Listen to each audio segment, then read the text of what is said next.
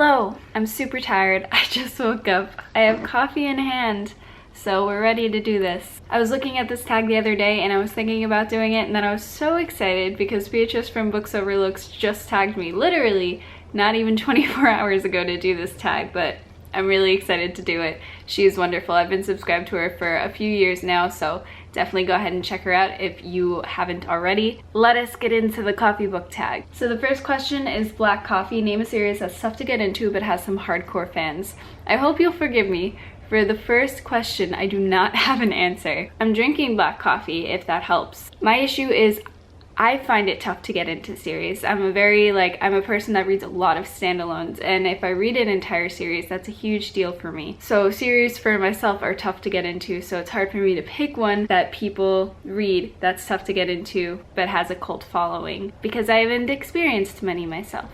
So there's that. Number 2, Peppermint Mocha. Name a book that gets more popular during the winter or festive time of the year. Well, did I not even bring them in here? Kill me. Mornings are so hard.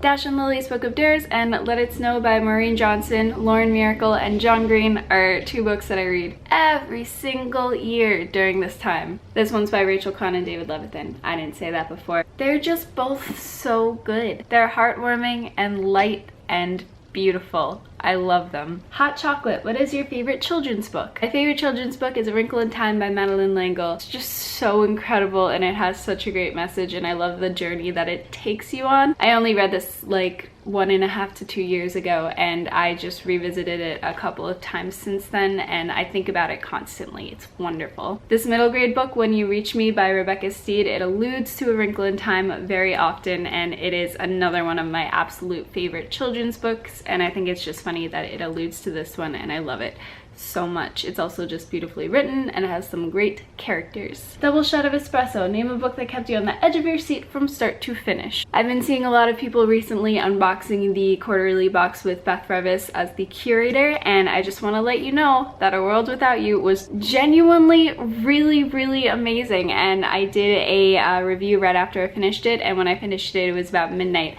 I never stay up reading books, but this book had me staying up reading it because I just felt so much tension around, like I felt tight reading it because I was just like, what is gonna happen when? And it wasn't in like a scary way, it was in a like tense, I hope that this boy is gonna be okay, and I hope that all of these characters are gonna be okay emotionally and also physically. It was just, I don't know, I love the way that this was written. It was great. Starbucks. Name a book that you see everywhere. Lately, I've been seeing The Girl on the Train everywhere. I feel like everybody's been reading this book, and I felt kind of behind on that bandwagon, so my boss let me borrow it. I'll be reading it soon, especially since it just became a movie. I just feel like everyone's been reading it. If you've read it, let me know what you think about it. That Hipster Coffee Shop. Give a book by an indie author a shout out. I was going to do a different answer for this, but yesterday I received this in the mail from Cratejoy, and it's the Go Indie Now box. So I will be unboxing this later on today for a video tomorrow.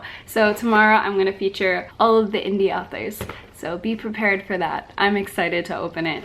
I hate having a box that's not opened yet. It kills me. Oops, I accidentally got decaf.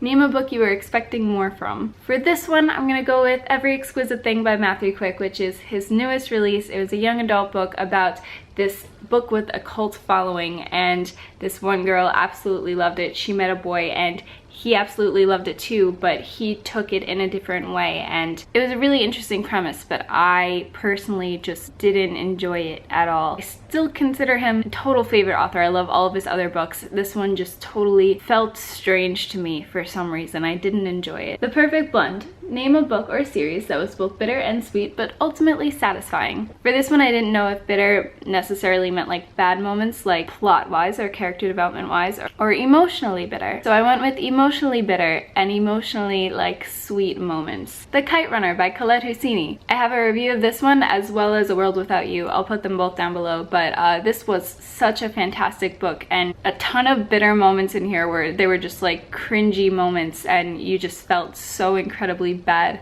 for the main character and all of the other characters and everything that they had to go through. But it was such an enthralling book, and there was such hope in some moments as well. That was like the sweetness factor. It was just really incredible. I can't wait to read the rest of his books. I have them up on my shelf in the other room. That was the coffee book tag. I'm gonna actually drink my coffee now because I haven't even had a sip of it yet. If you would like to do this book tag, I highly encourage anyone to do so. I'm not going to tag anyone in particular, but please do it if you would like to. I would really like to go back to sleep now, but I need to drink more coffee so I can be ready for work. I hope you guys have a great day, and I'll see you tomorrow. Bye!